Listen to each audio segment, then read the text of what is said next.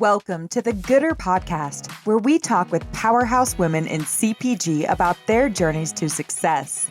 This episode is sponsored by Retail Voodoo, a brand development firm guiding mission-driven consumer brands to attract new and passionate consumer base, crush their categories through growth and innovation, and magnify their social and environmental impact. If your brand is in need of brand positioning, package design, or marketing activation, we are here to help. You can find more information at www.retail-voodoo.com. Hello, Diana Frike here. I'm the host of the Gooder Podcast, where I get to talk with the powerhouse women in the food, beverage, and wellness categories about their journeys to success and their insights on the industry. Thanks for joining us today. Really quick, this episode is brought to you by Retail Voodoo. Retail Voodoo is a brand development firm. Our clients include those like Starbucks, Kind, REI, PepsiCo, Hi-Key, and many other market leaders. We provide strategic brand and design services for these leading brands. And if your goal is to increase market share, drive growth, or disrupt the marketplace with new and innovative ideas, give us a call and let's talk.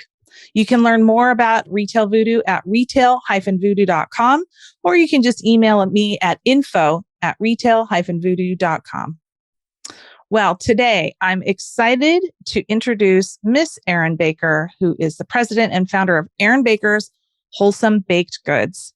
For over 29 years, Erin has been baking breakfast foods utilizing nutrient-dense ingredients from the northwest corner of Washington State. Baking over 30,000 breakfast cookies per day, Erin leads a team committed to making real food with real ingredients for real families. In addition to making these amazing healthy meals, because they are meals, Erin's team has been donating 10,000 breakfast cookies a month to the Boys and Girls Clubs in Western Washington, providing much needed healthy snacks with a whopping total of just over 975,000 breakfast cookies to date. We'll probably talk about that in a little bit. But before we start our interview, I do want to do a quick shout out to Kate, mutual friend, Kate Ruffing, a mutual friend of Erin and I's who introduced us. Kate is with Flashpoint Strategy. I interviewed her early on. And just a reminder, Flashpoint Strategy is a business consultancy working with brands in the areas of innovation and business operations and marketing for food and beverage consumer packaged goods. You can find out more about what she's up to now at flashpointstrategy.com. And thanks, Kate, for the introduction. I think Erin and I have found ourselves to be kindred spirits. Indeed, we have. Yeah. Well, hello, Miss Erin. How are you? Hello. I'm awesome. It's Friday and I'm talking to you. So it's a good day. Nice. Now, okay. So I said you're coming from the northwest corner of Washington State, which is a weird thing to say if anybody knows what the shape of Washington State is, but you're in Bellingham, correct? Right. Bellingham, just about 20 minutes from the Canadian border. Just from the Canadian border. Yeah. Now, you guys have really been challenged with weather conditions in the last couple of weeks. How are things going up there right now? It's been a crazy, so we had floods in November, and that was a very interesting, climate event where it was so warm that a lot of snowpack melted, swelled the rivers, and, the rivers jumped the banks even in downtown.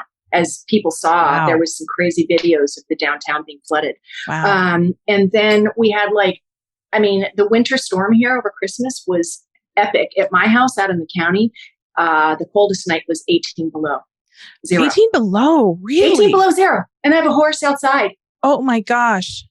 Yeah, it was crazy. So it was a lot of work, a lot of carrying buckets because, things were frozen. But it was magical and beautiful. Yeah. Oh, I bet. But cold. We're bouncing back. And then you guys, on the heels of that, you had another round of flooding, right? Well, it snowed, and then you had the sheet of ice like every place else here in Seattle. Yeah. And then you had flooding again, right? Yeah, it's flooding now. It's a couple days ago. Yeah. So it's, it's an interesting thing when life throws really extraordinary events at you at a constant pace. You get really agile and dynamic. Yeah. Well, we're going to talk a little bit about that today, aren't we? Yes, we are. Well, before we get into all of those details, let's just talk about Erin Baker's brand. Tell us, why does the brand exist? The brand exists to bring truly healthy food to the masses. That's always been my goal. To make food that I would eat myself. To make clean food that people can eat on the go, because nobody's slowing down. I mean, when I developed the breakfast cookie 29 years ago, I read a factoid, and 45 million Americans were not eating breakfast in 1994. Oh my goodness. So, I'm sure that's increased, substantially just with the population increasing. And then of course, people just, no one's sitting down at a breakfast table anymore. I mean, maybe in the last couple of years, which I'll touch on that point as well. Yeah. I want people to, the most important thing is for people to be connected to their food. So I want people to make their own breakfast. That's not going to hurt my business. It's actually going to help them identify that what they're holding in their hand is something that they could have baked at home. So, just to get truly, honestly healthy food out to the masses. And remind me, I know your breakfast cookie is that's the big kahuna, but we also have granola and... Yeah, we have granola, and then we have, I started another Better For You line of cookies called the Better Cookie. Okay. And right now we have a paleo, gluten-free, grain-free, vegan cookie. A couple of flavors. Yeah, so I'm using ingredients like coconut oil, nut butters, cassava flour, apple cider vinegar for leavener, just really clean, so clean, nice. And just delicious, nutrient dense. And kind of a workhorse like the breakfast cookie. You can crumble them up and use them for, cheesecake crust, or you can put them in, there's just so many different things you can do with them. So, nice. And granola, let's not forget about granola. Granola is one of our workhorses. You can see behind me. We make about 15 different types of granola. Wow. And, it's everywhere from, it's in food service, it's on airplanes, it's in grocery stores, in the 12-ounce bags, it's in bulk sections. So, while the breakfast cookie was the star of the show for many, many years, granola has been an incredible ride for us as well. And I developed granola in 2003, just when Bare Naked, who kind of just disrupted that whole category, about 6 months after they launched. And, they were at the same trade shows that I was. And I was like, I have oats, I have oil, I have sugar, I can do that. So, Well, that's I always feel like granola it has a low barrier to entry, but as a line extension for something as amazing as what you've got going on, that's a no-brainer, especially when you can produce it at the quality that you guys are doing. Yeah, absolutely. Yeah. And we are very, very unique in the industry in terms of manufacturing our own food. Yeah. We bake to order, which is also unheard of. Yeah. Unheard of. Yeah.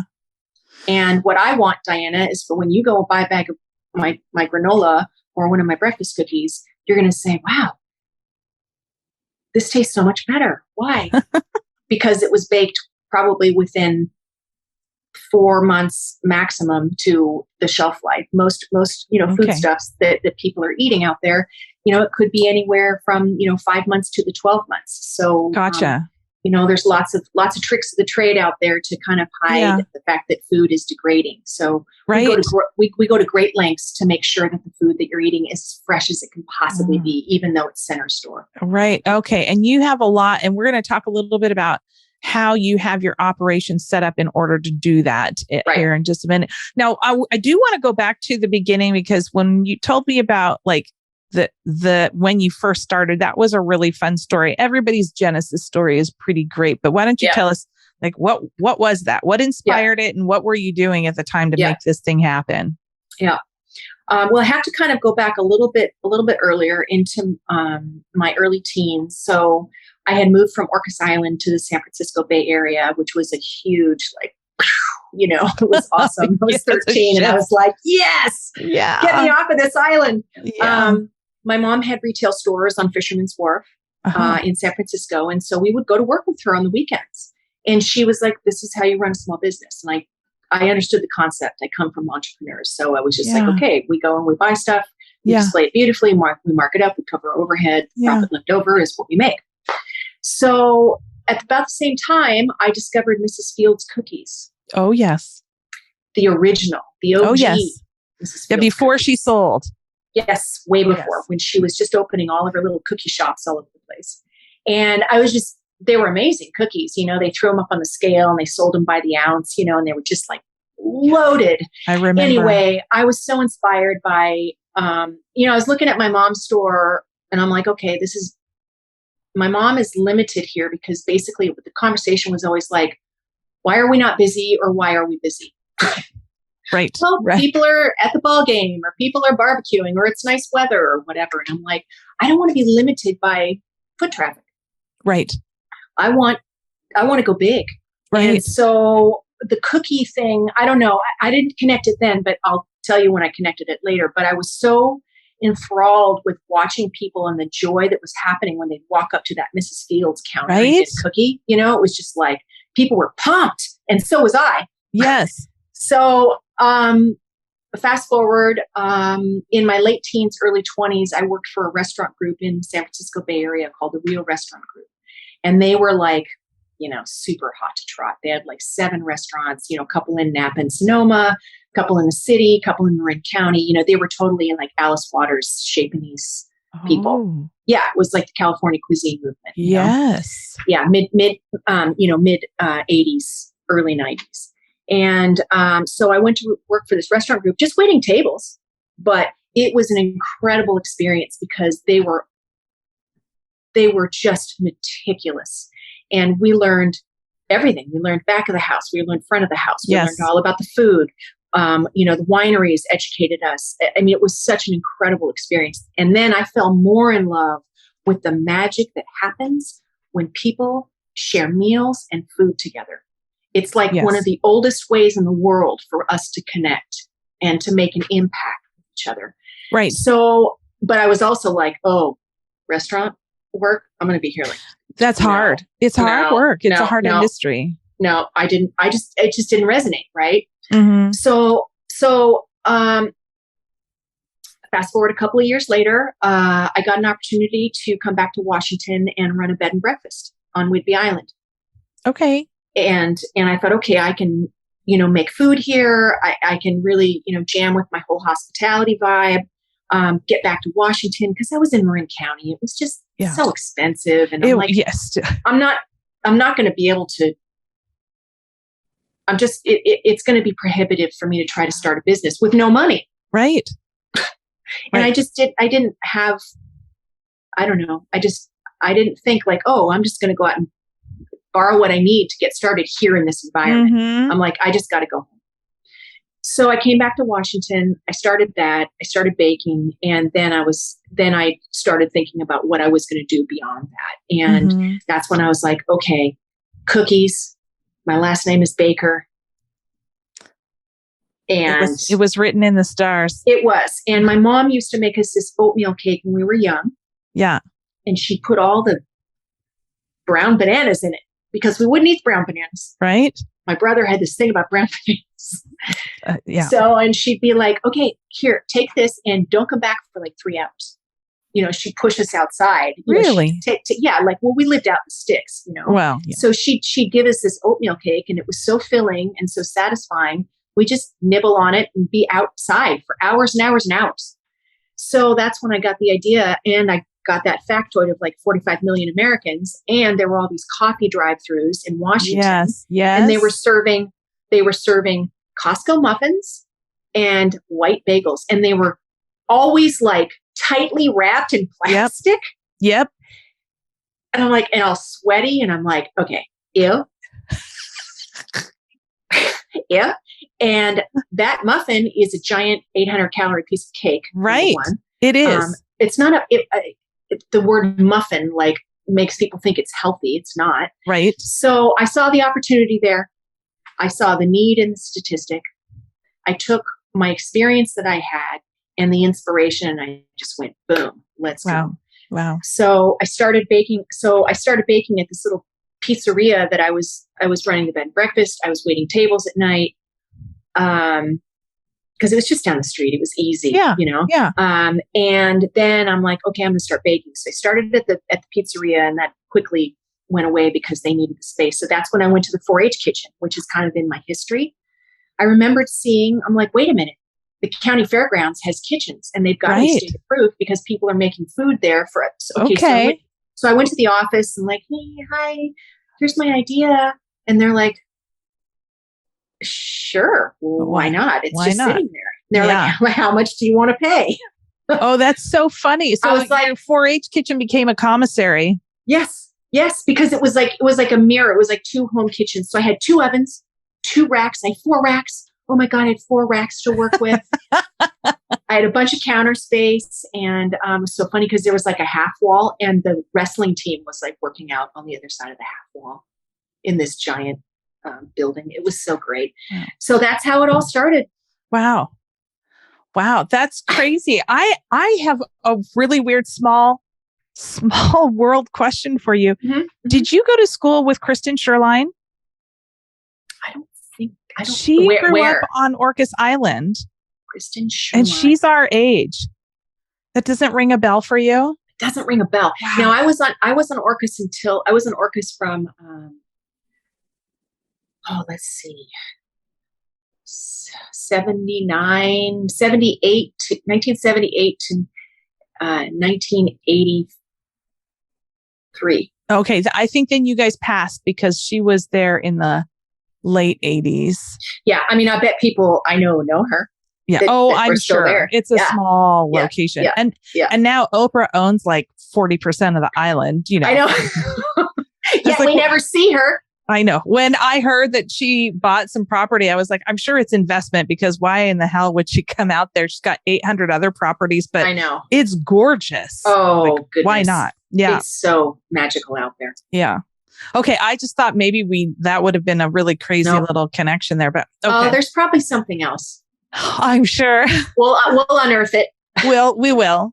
Well, so here you started this brand and you know, we're talking about 30 years and many of the people that I interviewed different people at different phases of their professional life. Yeah. Some people are working for Mass CPG. Yeah. A lot of the entrepreneurs that I've been working with the exception of like the Cynthia Tices or the Kelly Vlachases who have been in the business for, I think Cynthia started in the late 70s. Kelly Vlachas, the CEO of Ecos, like she took over her father's business, which started in the 70s. The company goes through lots of changes. And when you are in the leadership, founder ownership, do you feel like what you started to do and what you're doing now and what you want to do in the future are the same or similar or have things changed? Yeah. My mission, laser focused. It grows, but everything that grows out of that laser focused mission is related to the mission, which is getting healthier food to the masses. Mm-hmm. What changes is society, the world. Yeah. And that's what makes you an agile business person. Yeah. Mm-hmm. Staying inspired, remaining inspired and stoking that fire within through the ups and downs is the challenge. Yeah. Got it. Because it's so easy. It's so easy to be like, this is hard. And, we all know that the Eeyore in us, unfortunately, overtakes the unicorn in us. You know what I mean? Like this is so hard, feels so much heavier than the lightness most times of I'm so inspired. Yeah. So it's, I think that's the biggest challenge when you're driving a mission forward and need to keep it laser focused. Yeah. Yeah. Well, and I think part of this laser focus is we started talking about this when we were preparing for this, preparing for our time together today. We spent a bit of time talking about natural ingredients and flavors versus natural. I'm using air quotes for those of you that are listening. And there was a little bit of inspiration from the Owl's Brew conversation where you kind of were really on fire about this is an important part of your mission, this ingredient credibility. Right. Why is this such an important part for you? And why do you spend so much time educating consumers about these differences? Well, it definitely goes back to my mission. the why, and that is to get truly honest, healthy food out to people. And I'll preface this by, as for all of us, when we know better, we do better, hopefully, my intention when I started my company was to make something really healthy. And I was armed with what I was marinated in as a child, which was eat whole food, don't eat margarine, eat butter, eat whole food, sugar is fine. Just eat it as a treat, not as, something you eat 5 times a day. So I made the healthiest product, within my own, scope of knowledge. I made the healthiest product that I could. And as the years went on, first the gluten-free thing came up. And that was like, probably really started to catch fire, like, 04, 05, 2004, 2005, 2006. Mm-hmm. And at the time, I was married, and my ex-husband was part of my business. And he was really attached to the belief that gluten-free was not going to stick. And really? I was, okay. Yeah. Well, and he's, his passion wasn't food.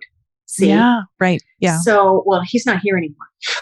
Oh, well, he's not part of the business. He's not. He's not part of the business anymore. But his view, and so it was something that, as a company, we made a decision not to really latch on to. So the next thing that came up was when we went to acquire non-GMO project verified certification. Okay. And we were doing all this work to get ready for this. And, really a part of that is really seeing the transparency of where your ingredients come from, because that's all about non-GMO, is just tracing back to the single source ingredient, right down to the soil. Yeah. And there was one ingredient in particular that was like, this doesn't add up. And it was natural flavoring. And I'm using air quotes for those of you that are listening, natural flavoring.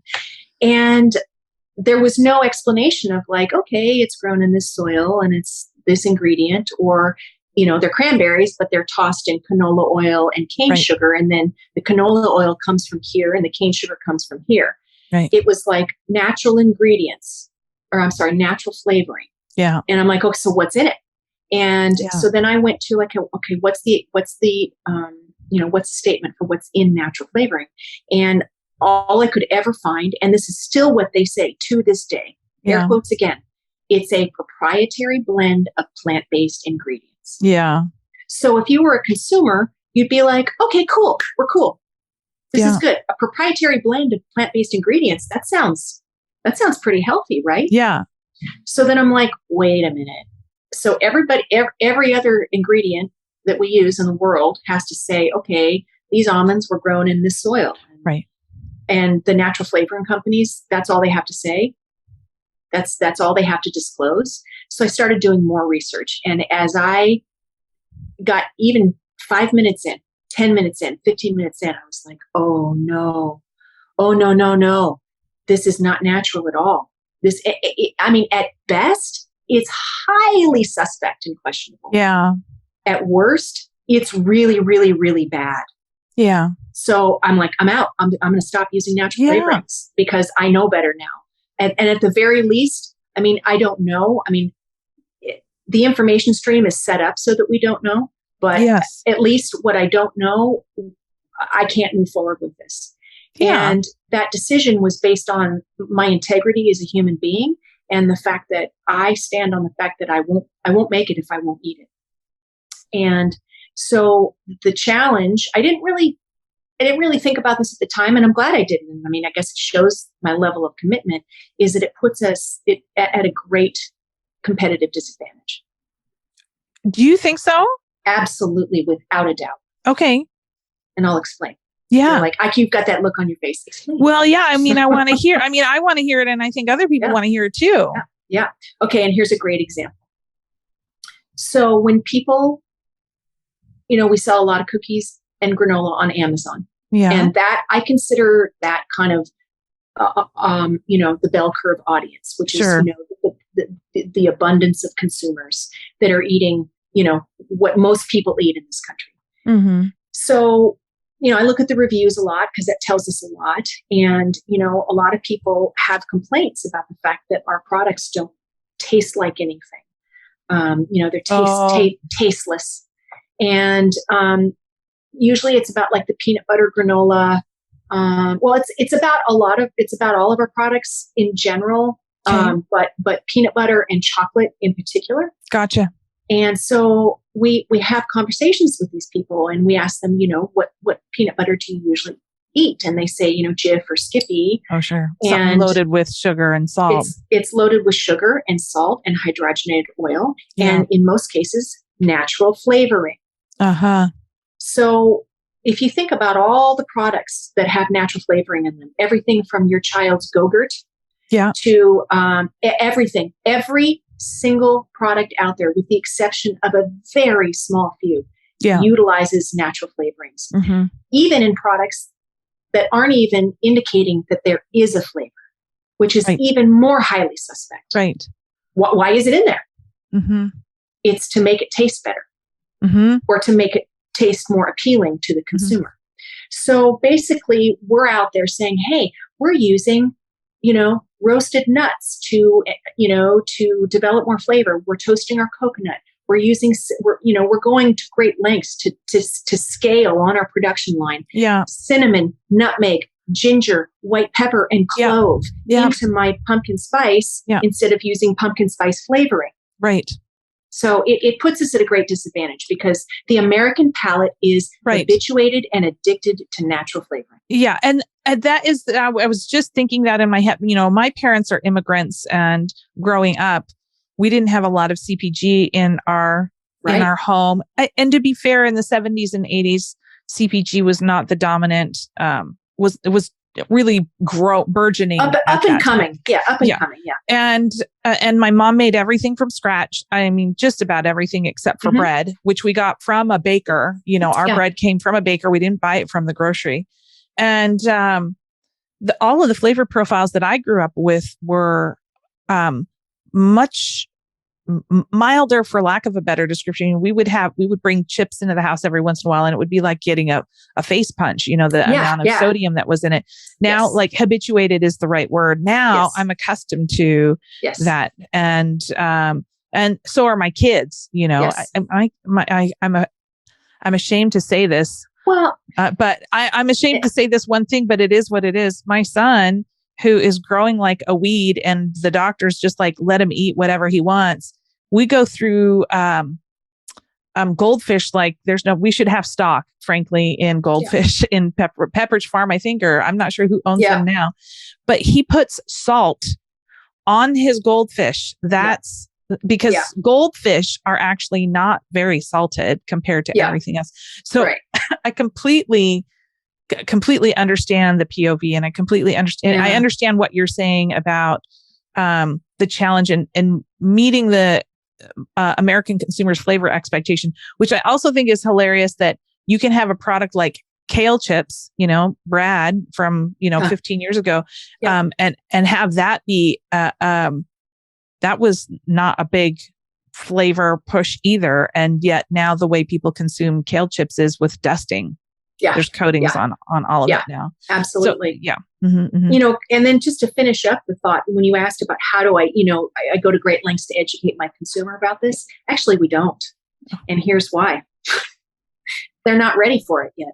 You think so? Again, absolutely. Yeah. Okay. And I'm going to tell you why. Okay. Well, we'll talk about this probably even more after this podcast, because it's something that I want to talk to you about. Yeah. Okay. So when we're ready to talk about it, we'll have a lot to talk about. Great. Basically, I've always been ahead of the curve. So I'm ahead of this curve, and I know that. But really, the challenge is that when I talk to people about this, the first thing out of their mouths is, well, wait a minute. It says natural. But I thought it was natural. Right. Yeah. And then I try to explain how I explained it to you, and they're like, oh, yeah. But it says it's natural. Yeah, it's complicated. And then I say, but hey, listen, understand this. Natural is an unregulated term. It's a marketing term. Yeah. It's not, it means nothing. Nobody Right. is held to a standard when using the word natural, Yeah. which confuses them even more, because then they're like, well, then how can the flavoring company Yeah. use the word natural in the ingredient deck when that's supposed to be the single source of truth? And I'm like, see, do you see what I'm saying here? Yeah, totally. It's like this insanity loop. So it's very hard to explain why it's hard to explain to an average consumer that is just, like I was. I'm like, well, it says natural. I should trust the FDA, right? So. Well, and I also think of, when I think of like my goldfish example, and I'm thinking about Erin's, and, one of the biggest things that I am trying to do with this podcast in the naturals community is kind of elevate, like if we've got people who are on the spectrum that are eating whatever they're eating for breakfast, whether it's sugary cereal or donuts, or bagels. Pop-Tarts or donuts or bagels, and in all in moderation. There's nothing wrong with any of them. No, frankly. not at all. Just moderation. But if that is what you're accustomed to or habituated to, or, insert your term here, to get from there to an Erin Baker is a journey. Like we have to kind of like go, okay, we'll get them to granola, which depending on the granola isn't that much more healthier than a sugar cereal.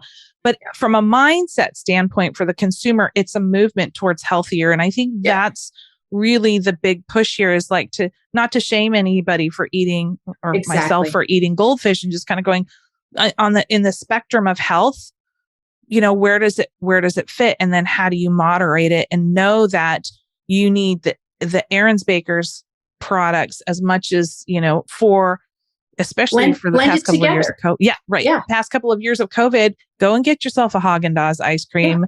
Just don't eat a gallon a day. Yes. Well, and it's a great point about, the whole shaming thing. Like, the thing is that we want people to come towards us. Right. Right. We want people to open up to us. And I've learned this in leadership. And then this is who I am as a human being, but in leadership, your ultimate goal is to have the person sitting across from you to be open to you. Yes. And that's been, related to the challenge of the messaging of this very topic, is what we eat, what we use on our bodies, what we eat is a very personal and very intimate decision. And when we start talking about that, being defensive is usually, a pretty typical response. Yeah. I for all of us, or at least being on the defense, because what we eat is like, this what I love this, right. Or, and I want this. Right. Well, and there's usually a personal tie, just like you with your cookies to your childhood. Usually some of those foods have a personal connection to a past. Exactly. Yeah. So really thinking about, the emotions attached to this topic. Yeah. That's another reason why I haven't come out, guns a-blazing, because what's that going to do? It's going to just going to push people away. Exactly. And so we decided a long time ago, me and my business partner, Rob and I decided, we're not going to talk about what other people are doing. We're not going to say, hey, you should do this. We're just going to talk about why we do what we do, and why and what it means to us. Yes. Yep. And that's hey, if you want to try these, come on over. Just that's simple. Yeah. Well, along that same line, wanting to know what the ingredients are, and the commitment to entering into a need state, a day part that has a really big need state, even still with the consumer. You've opted to manufacture your own products. You own your own equipment, and we have found, working with entrepreneurs, that there's a really strong opinion for co-mans or owning the manufacturing. Yeah. Why is it important for you, and why is it important for Erin's to control the manufacturing at this time? Well, I would just say, number one, making food for people in a literal sense is in my DNA. That is the impetus and the core, the impetus and the core of who I am as a human being. Gotcha. Is creating food and sharing it with people. I mean, literally, I have goosebumps when I say that. So, and we know we're on the right track when our skin tingles, right? Yeah. And so, beyond that, I think that, and this applies to all of us, when we get disconnected with our food, when we get disconnected with anything, say you're working remotely, right? And you haven't seen your buddies that you work next to in the office for 6 months. You're disconnected, and they're out of sight, out of mind. And I think for me, it was just very, very important to stay connected to the food. Yeah. It keeps us, it holds us accountable. I keep my eye on the ball. I'm out on the production floor. That way I'm seeing my people that are making the product, and all of that energy and all that magic just continues to flow and be dynamic and ends up in what you're eating. Yeah. I'm a baker. Yeah. Yeah. Yeah. It's so funny. It reminds me of a conversation that I had with Christy Goldsby of Honey Mamas, and her connection to wanting to be close to the consumer. I get it. I get it. Yeah. I get it. Yeah. I think I kind of see myself as kind of like a mother of many. I don't have children. And when I stopped that pursuit because, I was challenged with infertility in my 30s and tried for a long time. And I'm sorry. That's okay. It's, like it was my journey, and I just decided I'm just going to become the mother of many. And that's when I started the Boys and Girls Clubs program. I'm going to put my mom energy everywhere. And but again, in the beginning, it all came from mom energy. It came from my mom, like, hey, here's something healthy. I'm putting my whole being into this for you, just like you do as a mom. Oh man, that is so that's so awesome, Erin. It's my jam, girl. It's your jam, girl. It's I love it. Oh man, I love that so much. I have, no surprise to anybody that knows me or has been listening. I'm an extrovert, and everybody becomes part of my community when I meet you. When we talk, you're part of my community. And I have many friends who have been unable to have children, and I have many friends who decide not to have children. And my heart always I have a little bit of softness for my friends like yourself that had a desire, and the magic that usually happens around that is I notice, become community builders in their own way. They either adopt their family, like formally adopt a family, or they create a family by, efforts like this, like the Boys and Girls Club. So that's one of my questions, why the Boys and Girls Club? And you've answered it. This is your community. These are your kids. Yeah. Well, it starts with the kids, and, children rely on us adults to show them the way. And so I decided I got to start at the foundation and build up. I'm starting with kids, but I don't think I'm going to end with kids. I think it's going to expand my support. So after I decided to, stop throwing bad money after good, bad money after worse, or whatever. Yeah. It just wasn't, you get to a point where you're like, okay, this is not supposed to be happening. This is having to push this way too hard. Yeah. And I decided I'm going to go help other people's kids. So I went to the Boys and Girls Clubs here in my local town, and just kind of looked around and assessed. And what I saw was a bunch of little kids running around, flocking around the vending machines, you know, and just, say like 10 kids at the vending machine. And like maybe someone's like, I've got $1. Oh, wait a minute. I've got 50 cents. I've got $1. And they're feeding the vending machine. And unchecked. Right. I'm like, where are the adults here? Unchecked. Right. And so at the time, there was this fellow that was the director, and he was an older gentleman. And I said, so, and he knew who I was, and I told him why I was there. I'm like, hey, I want to help, and I want to just kind of be here and observe and just kind of see where I might see the need. And I said, what's going on with your food situation here? And he said, well, we get lots of donations. And he said, basically, it's kind of what falls off the back of the truck or expired Pop-Tarts or whatever. Yeah. I was horrified when I heard that. Yeah. And he said, we don't really have a food program. I'm like, and I said, well, you've got a kitchen right there. And he's like, well, yeah, but it takes money and effort and time to do that. And he's like, we've got the vending machines, and we just kind of fill in. Food isn't our focus.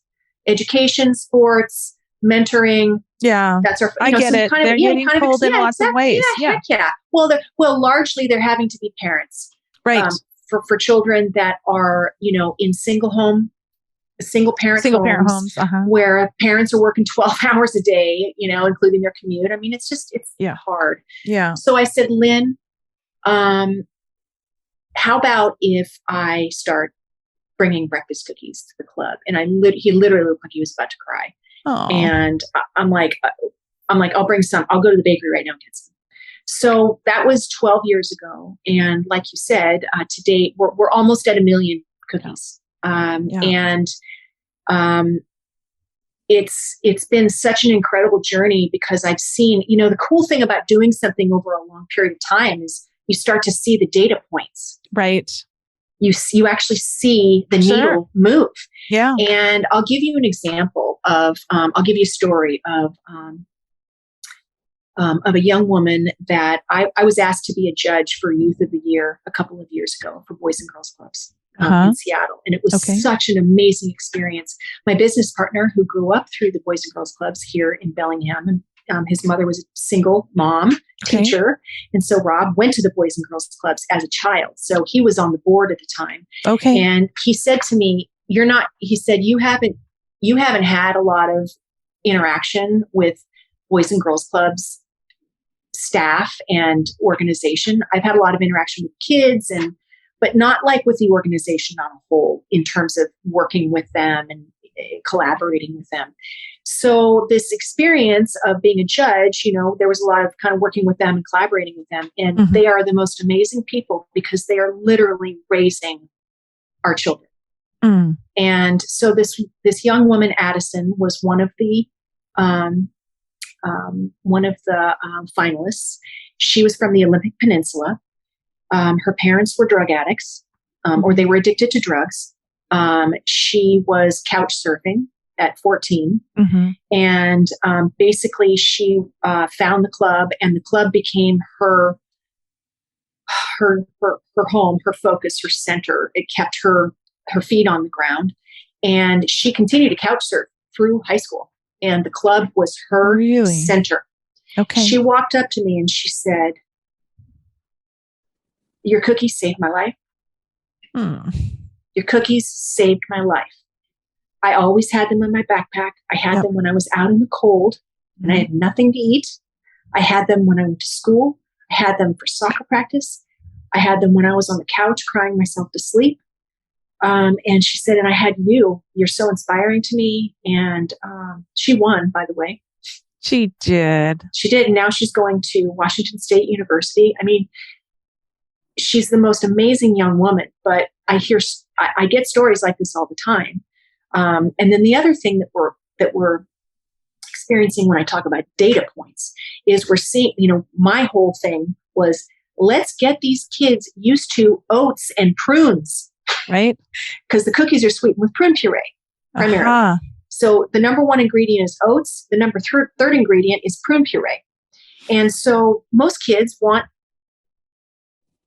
things that aren't chewy, things that don't taste like nuts and twigs. Right. They don't want crust. They don't want nuts. They don't want crunch. They don't want to. They don't. And they don't. And so I'm like, we've got to get these kids eating whole food again because they're all used to eating crunchy crackers and crunchy cookies. That's just like sugar and flour and oil.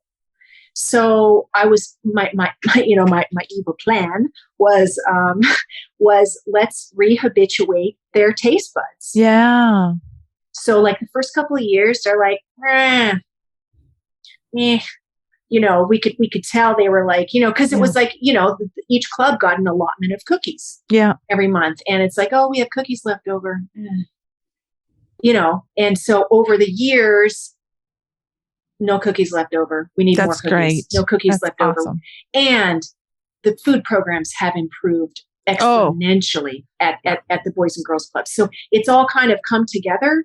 And I'm proud to say that we've made a lot of progress at, that's wonderful. 18 clubs here that we contribute to. And as our sales increase, we just find the next club and start shipping them cookies. Mm-hmm. So that's the program. I mean, it's very simple. It's the only marketing we do. I mean, the only marketing we do is we make sure that, when you go to the grocery store, you can find our products on sale because that money comes from us, not from the grocer.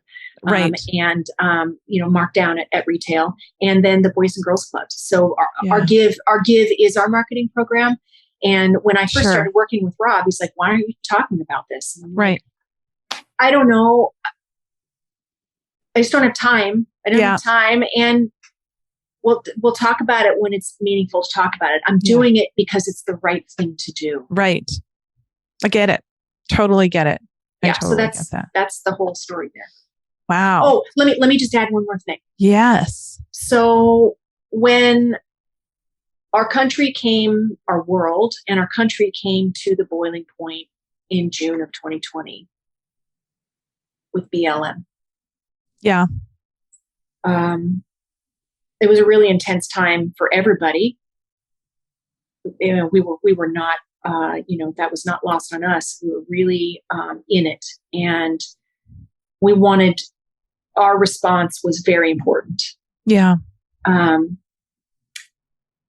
at the time, we had this lovely, lovely gal, Simone Mayamura, working here, and her father's Black and her mother's white. Mm-hmm. And for about 48 hours, we were like, okay, how are we going to respond to this? What are we going to do? And Simone just said, I know how we should respond to this. And she said, I think we need to start adding books to the Boys and Girls Club give.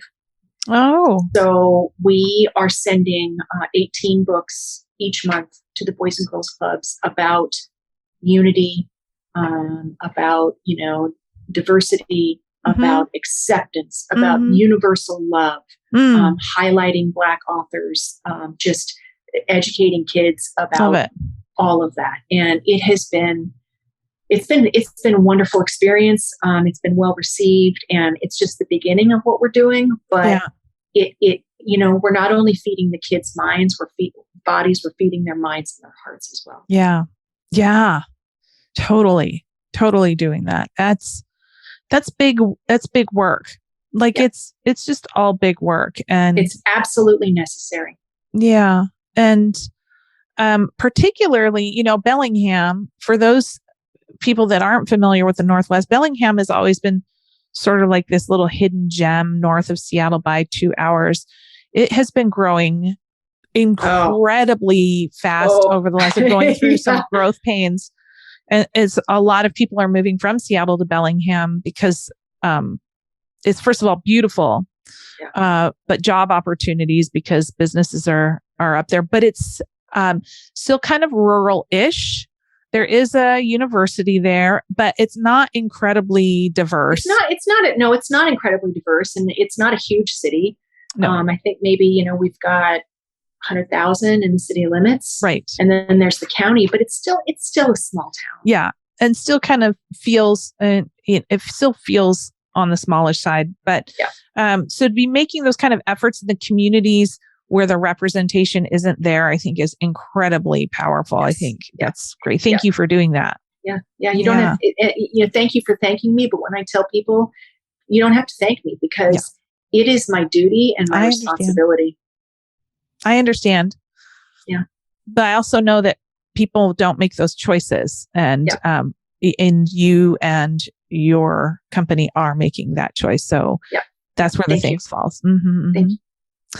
Well, so 29 years of ups and downs, entrepreneurial ups and downs, and COVID has come along.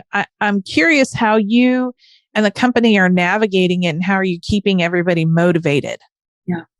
Well, I thought on that one for a while, actually, and it really boiled down to, again, going back to leadership. We found ourselves in a position where we really had to contract. Our supply chain was greatly interrupted in terms of all of the supplies and ingredients it takes to make what we make, and the supply chain of finished goods from our dock to the shelf was disrupted greatly as well. We also lost all of our airline business, all of our food service business. Oh my goodness! So it was a very, very challenging time for us. So there was a lot of contraction, and just hunker down and let's navigate through this. And I can say that the single most important thing that I focused on was leadership, and connecting with everybody in the bakery every day, and helping people feel safe, and being really transparent. Like, I'm scared too. Yeah. But you know what? We're here in the bakery, and we're safe in here, and we're going to get through this together. And I think that was the biggest single contributor to us getting through, and keeping people motivated. I don't even know how we did it. I don't even know how it's possible, but we didn't have a single case of COVID in the building. Wow, that's fantastic. Yep, not a single case of COVID in the building. I'm so proud of everybody here, because I think people really just took it seriously. Yeah. And again, I think it also speaks to my point of the leadership of it's safe in this building, and I think people went to great lengths to keep that safety and have this home base of safety. Well, that's really, really great. This kind of leadership component, and knowing where your role is not only to help guide people, but then also to be honest about how you're feeling.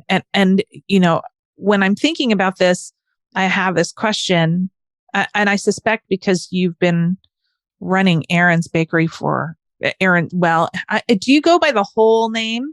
The whole, we call it just Bakers. Just call it Bakers. Okay, so all right. So when you, as you've been running Bakers, and it's been evolving as a business, and the community and the world has been changing around us, I am sure that entrepreneurs and brand owners connect with you all the time and come to you for advice. Is there something that that you find yourself consistently giving when you're talking about either starting up a brand or kind of getting through the hurdles of being an entrepreneur, whether it's year 2 or year 20? What do you find yourself giving out as advice? I think the advice that I'm most qualified to give is if you do not buzz with joy when you think about what it is that you're pursuing, you will find it very challenging to sustain your business long term. Good. Yeah. If that's if you want to grow, if you want to create this brand, bootstrap it, sustain it, get it out there, make something of it. If you do not buzz with joy thinking about that process and about what then you won't have the juice to make it through the inevitable peaks and valleys. Got it. Of business. Yep. Totally. I think that's like the best advice that I could give, because that's what I know, right? I never, my advice is basically based on my own experiences. Right. So I just share kind of what was important for me. But I do know that intangible magic that drives us forward when we're doing something that comes from within, is what I say, the fuel, the juice that gets you through the inevitable, difficult challenges of being in business. Okay. Yeah. Okay. Well, if you were to, we're kind of coming up on the end of our time together, and I have a few questions I'd like to ask. Yeah. One is, if you could wave your magic wand and change something about our industry, what would it be and why?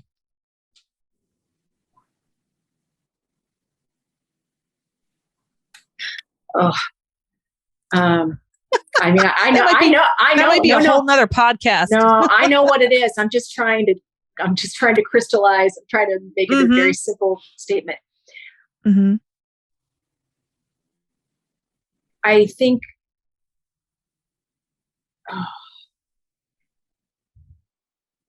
the food supply needs to be healthier. Yeah. And how that happens, I'm unsure about, because and as long as you have giant forces at work, like commodities and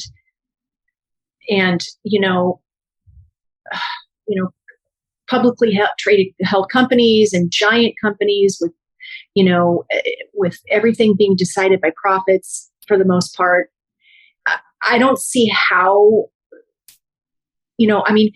our food supply has become healthier because the consumer has demanded it, not because the government has said, hey, right. I think we need to really put some focus on this. Right. It's all driven by consumer demand. So what I would love to see is, and again, I don't want to say that people aren't doing enough in general, as by taking responsibility for their health. But what I would say, if a message could land on just a person, I could say that the only way you're going to eat healthier is if you do it yourself. You can't rely on the FDA and food companies to guide you in the right way. You have to. Knowledge is power, and that is how we're going to change the world. Yeah. The FDA is a tricky one because, of course, it was set up to protect us consumers. Yeah. And I think that there is some validity. They do have lots of controls. Yeah. Well, they set the guidelines, but their focus is keeping people from dying, not keeping people from, really great distinction. Yeah. Super great distinction. I'm quoting my FDA inspector. He's like, listen, the labeling, all that stuff. Yeah. It's a big part of what we do. But our primary focus is to make sure that we don't have E. coli and listeria and salmonella outbreaks that are killing thousands of people. So it really goes back to people just educating themselves little by little. And when we know better, we do better. And then we can vote with our dollar. Yep, absolutely. Yep. Yes. And that is such a great distinction there so that people understand, people in our industry, and when you're working for, if you're working for a multinational and you're really far away from those kind of what the FDA is, and we're all smart here, but we also are all very busy. And sometimes you forget, the FDA's job is actually blank. Well, then it makes sense why it looks like this and smells like this. Exactly. Love it. I mean, we have to just fill in the blanks, and luckily it's easier than ever with the internet. Yeah. So, or harder.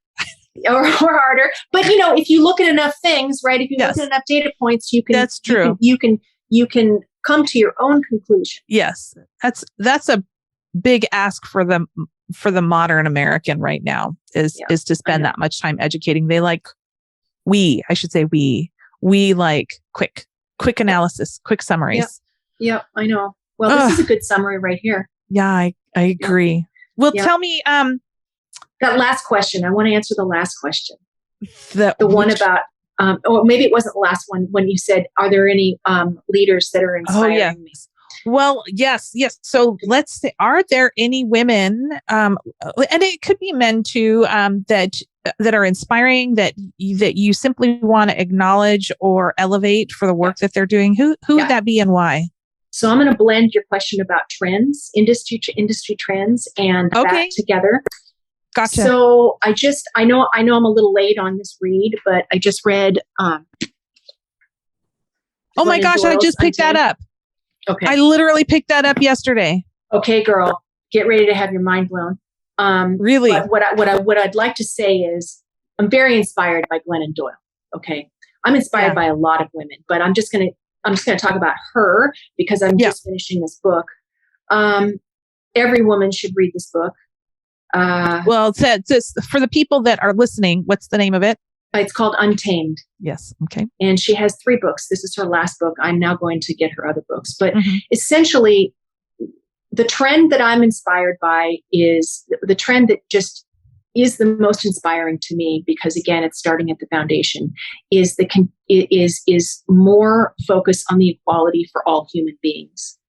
And in particular, women in this case. Mm-hmm, mm-hmm. Glennon Doyle is a lightning rod for this movement. And her way, her approach, her delivery, her writing shares her message in a way that makes it safe for all of us to be exactly who we are. Yeah. And that is where our power is. Yeah. We have been taught societally to be quiet, to be demure, to be, to not speak up, to sit back, to let the man handle it. And that needs to be undone. Mm-hmm. Because when we all realize our true power, all human beings are much more powerful and unified. Yeah. And Glennon Doyle is a lightning rod for this message for women. Love it. And she does it by being so completely raw and authentic and talking about just what we would all perceive as talking about ourselves like the ugliest parts of ourselves. Yeah. Right? Like, oh, I can't talk about that. Yeah. But no, she puts it all out there and makes it safe for all of us to talk about that. And in our perceived weaknesses and ugly parts, they're not ugly and weak. It's just a part of us. Yeah. And when we acknowledge that, it invites and makes it safe for other women to acknowledge it. Yes. So I am so just buzzing on and pumped about Glennon Doyle. She's a lightning rod. I love her authenticity and honesty and the trend of equality for all human beings and specifically women. Love it. I love it. Yeah.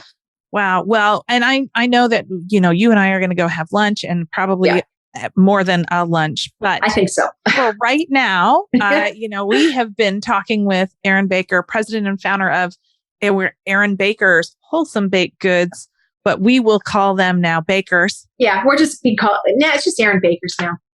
Erin Baker's now. Okay. Yeah. So Erin, if people want to learn about your brand or you or your give back programs, where can people find that information? On our website or on our Instagram feed, and it's erinbakers.com or Erin Bakers at Erin Bakers on Instagram. Oh my goodness. I want to thank you so much for your time today and the work that you're doing for the CPG industry, and then also our regional community and getting real food to these families, to these kids. And I'm excited to watch what you do next. And you'll be there. Yeah, I hope so. You will be.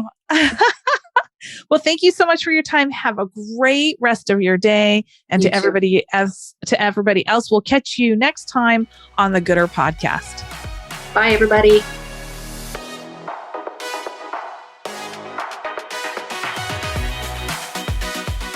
We hope you enjoyed this episode.